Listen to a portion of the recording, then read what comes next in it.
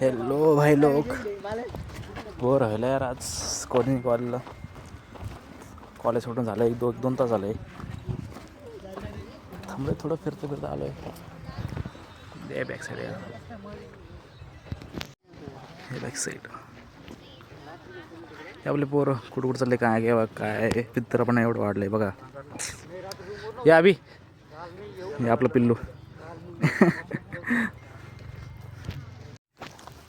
College back side दिसतं बा.